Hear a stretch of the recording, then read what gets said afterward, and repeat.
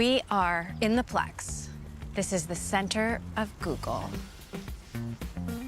Gosh, it's hard to remember life before Google.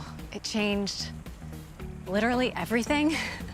How we live, how we work, how we communicate, how we get literally anywhere on a googly colored bike. Google has been the front door of the internet for over 2 decades. And now there are so many doors. Google may not be the first place you go for answers anymore. So what are they going to do about it? Hello. Emily, so good to meet you again. Good to see you again. Thanks so much for having us here. Likewise. I'm glad you chose a sunny day to come on campus. Sundar Pichai is at a pivotal moment. He's the CEO of Google and its parent company Alphabet, rising to the top after proving his mettle as a talented product leader and peacemaker. He runs a tech giant that functions more like a micro-country, overseeing businesses as consequential as YouTube, DeepMind, Cloud, and of course, Search. Pichai has been carefully crafting a strategy that infuses AI into every corner of the business. That deliberate planning was met with a surprise from longtime rival Microsoft and OpenAI, whose chatbot seemingly knocked Google off its perch and challenged its cultural relevance. ChatGPT set off a code red at Google and an industry-wide fever pitch over AI not seen since the dot-com boom. But for Pichai, the frenzy is just part of the long game. I saw it's your 20th anniversary. That's right. It was last week. It crept up on me. Are you coffee or tea? I'll go for coffee. How about you? I'm gonna have a green tea. Does it feel like you've been here for 20 years? Not quite. Time flies by. I had my kids right when I started Google too, so the whole thing just flew by. Google is famous for those out-of-the-box job interview questions. Do you remember any of yours? Like, did you have to figure out how many golf balls fit in a school bus or something like that? Thank God, no. I remember very, very clearly. I interviewed on April 1st, so it was April Fool's Day, 2004. There was rumor, I didn't know whether it had actually happened, but Gmail apparently had launched. So all my interviews were about Gmail. People wanted to know what I thought of the product. And it definitely wasn't a joke. They actually launched it, yeah. But I never allow no products on April Fool's Day. I think it's too confusing. You just had a blowout quarter. The stock jumped more than it has in a long time. Did that feel like a little bit of vindication, or, as they say in cricket, was that the bat talking? In many ways, we worked very hard to set up the company for that. In 2016, one of the first things I did as CEO was to say the company should be AI first. To me, we are just getting started in the beginning of what I think would be an extraordinary decade of innovation, and so I'm incredibly excited about it. AI has been around for decades, but it seems like everything is happening everywhere all at once. How do you make sense of the frenzy and the scale? All tech cycles are this way, right? But this one feels different. It feels bigger, is it? It is bigger. We still have long ways to go, but we are in the early stages of that. And so, you're going to feel that excitement, that frenzy, but I think we are prepared for it. So you kind of roll with the flow, you embrace it. How are you and your kids experimenting with AI at home? We use Google Lens for homework.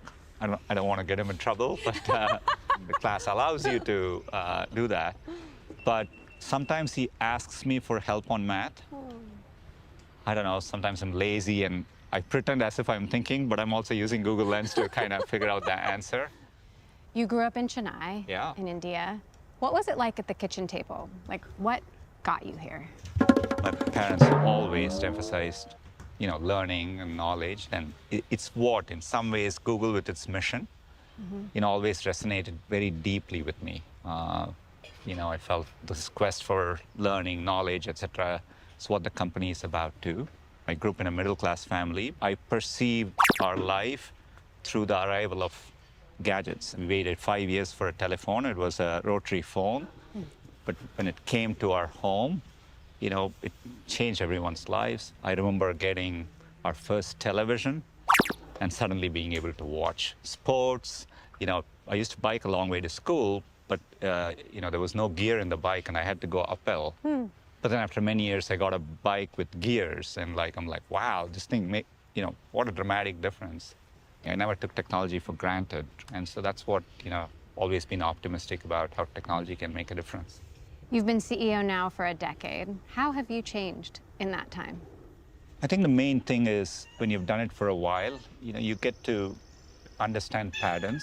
So you're running into something, but there's a sense of deja vu. You've seen it before. And so I think that helps you kind of pattern match and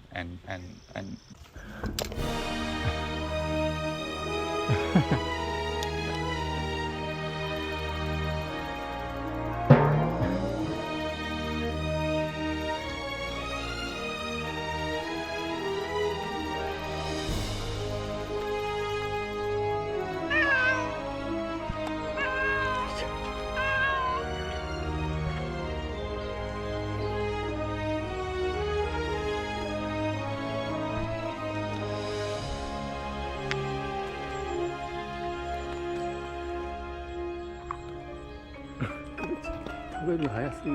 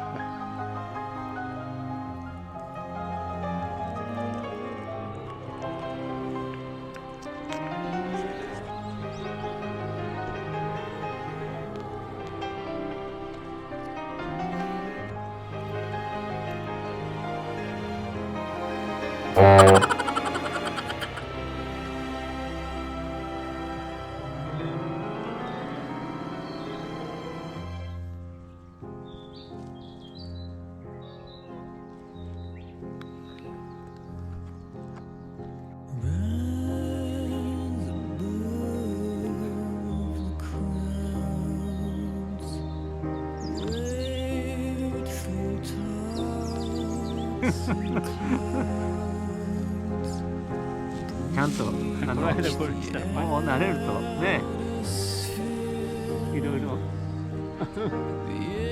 8？気持ちいい。